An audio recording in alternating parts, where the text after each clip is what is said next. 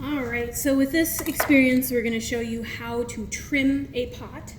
And I apologize if this video format is rather odd. I'm doing this on my phone rather than on the iPad, as I left the iPad at home today. So the very first thing that you need to do is set up your tools. So you need a small piece of clay. This is about the size of, say, a clementine, mandarin orange, tangerine. You'll need a ribbon tool. So mine has a rounded and square loop on each edge. And you'll need a leather hard pot. It shouldn't be very sticky, right? You shouldn't be able to bend it very much. And you'll need either a rib or a sponge. Now this is the same rib I was throwing with earlier, and this will work just fine. So when you're setting up, the very first thing you need to do is reacquaint yourself with your pot. So double check what your angle looks like inside and out. You can see how thick your bottom is. You can hold your fingers and tilt it side to side like this to really see how much space you've got for trimming a foot. And then you're going to start to center it on your wheel. Now I'm going to move my camera and hopefully we'll be able to set it back up right. But the very first thing you're going to do is just kind of aim for the center. If you've got a wheel that already has concentric rings towards the center, that'll be the easiest way to line up. If you're on one like this one where it doesn't have those rings closer to the center, look for these ones that are close to that outside edge and try to make it so that your pot is equally spaced from all of those to start with. Now I'm going to set this back up over here and show you the process of centering because it's kind of an interesting process. I'm going to kick the wheel slowly and I'm going to stick my finger out kind of like a needle on a record player just because I want to see where it's pressing the hardest. Now right here it starts pressing, so I'm going to just barely nudge it the other direction. Ooh, I've got another hard spot right there. Come back around, and I'm going to push it away just a little bit. And now I'm lining up again. I'm really getting a pretty even amount of pressure around this whole thing. We got a little bit right there. And now I'm going to take this ball of clay and I'm going to split it into thirds. Now it might be easier to kind of squidge it into a little bit of a coil type thing just so you can split it into thirds. And you're going to make 3 lugs. They're just little plump bits of clay. You're going to hold your hand on the top and you're going to pinch in and down to get that lug to join the pot to the wheel head. And then I'm going to spin it a little bit because I want these to be equally spaced around the pot. Pinch in and down.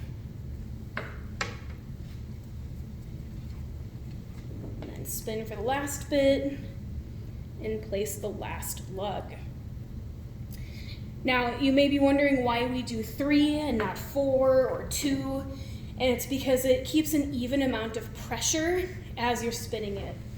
Now, just like when you're throwing, you're going to kick with your dominant hand, and you're going to hold your tool out. But for this, I really recommend locking your arms into place on the splash guard. And you're going to hold your tool with both hands. Now, I've already reacquainted myself with how this pot looks inside and out. So trimming it, I'm trying to activate space. I'm trying to make it look lighter. I'm trying to make it look more refined. I want to make sure that I give it a nice foot. And you can start to see as I'm gently trimming in that I'm getting these ribbons of clay. And that's why this is called a ribbon tool. Now, I think I want to continue my curve down a little bit so I can hold my ribbon tool against my pot, refine my edge a little bit more all the way up. You don't just have to trim the foot. In fact, I don't recommend you just trim the foot. Trim your whole pot. This makes it more consistent, more even, and just really helps to give it that activated, refined edge. Now, why do we activate space? When you look at a plain cylindrical mug sitting on a countertop, it just looks kind of plain and heavy and just kind of sits there. You don't really move around much as you're looking at it, it just is. But when you have something that has a foot that's narrower than the rest of it, or even one that's wider than the rest of it, it gives your piece a little bit of lift, and it gives it a little bit of breathing room from its surface. So when you are looking at something that has a foot that's narrower, and it's got that space at the bottom that you can stick your fingers under there, you're more likely to look at it for longer. It doesn't just exist. There's more space to wonder and to interact with it than just the handle or just the edges. Now, my pot is still a little bit on the wet side. I didn't let it dry quite enough, so I'm being very, very careful about how I'm doing this. Yours should be completely leather hard by the time you start trimming, and that'll help give you really even ribbons, and you don't have to worry about messing up your pot so much. One of the bigger concerns when trimming is going through the bottom, and that's part of why you need to reacquaint yourself with your pot before you start trimming. Double check how thick your foot is, how thick your bottom is already, because that tells you how much space you have to work with as you refine it and as you try to activate that space on the bottom.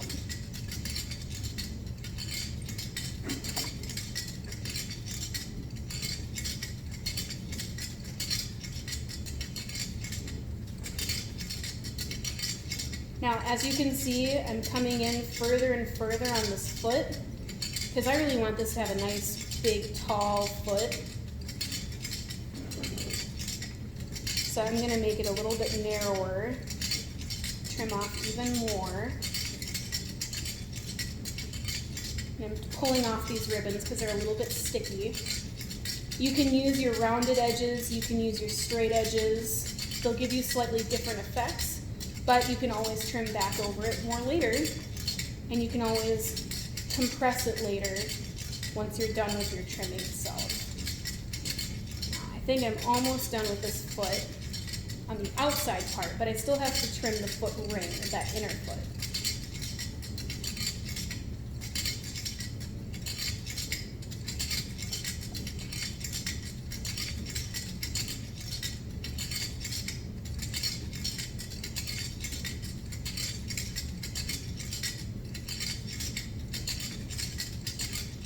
Apologize for the amount of time this is taking, but trimming is one of the parts of the process that can go nice and slow. Now, what I'm going to do, and we'll see if I can angle this a little bit better,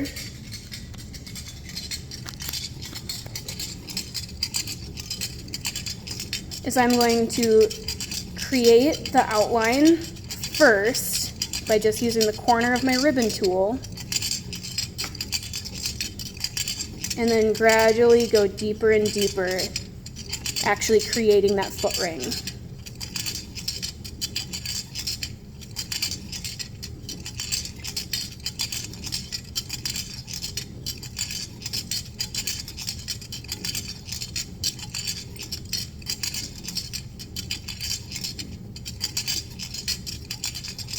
Now, like I said, my clay is a little bit wet and sticky right now. Yours should just come off in clean, dry ribbons.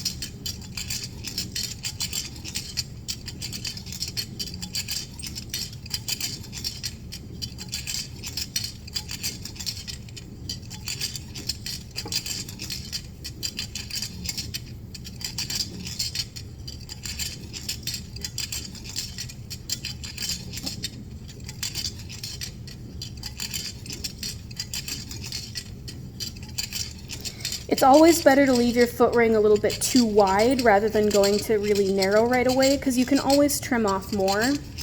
So if I decide that I don't really like this foot ring as wide as it is, I can always come back in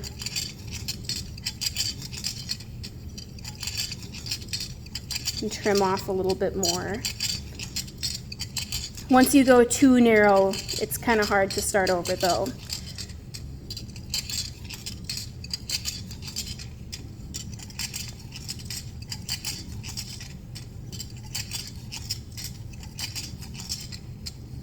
There's all sorts of ribbon tools over in the tool crib. There's the pear tool that just has the one end, but it's pointy on one side and rounded on the other.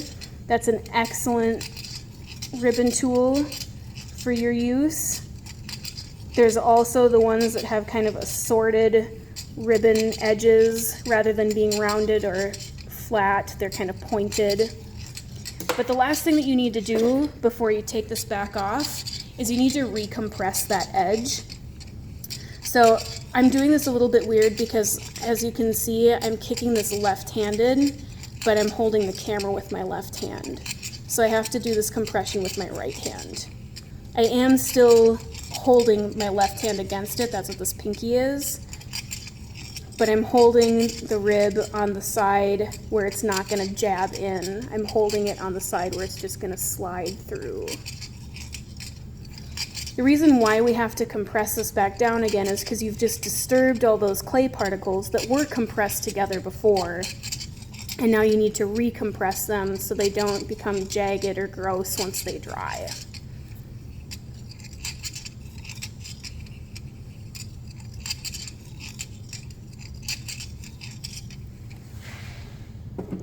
And now you can see as I clean up all my ribbons of clay, pull off my lugs just one at a time.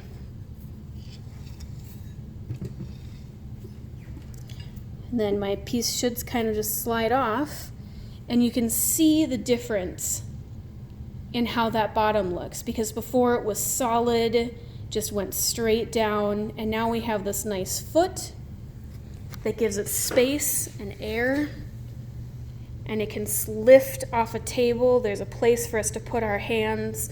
There's a place for our eyes to move through that's not just straight from the table to the top. It gives us this life and this activated space where there's area for room, or area for air and motion. We've got that negative space that just complements the positive space of your pot. Hopefully this made sense, and you can try trimming on your own. If you need to trim on the inside, it's a little bit trickier deal, but you're welcome to try. Good luck and have a good day.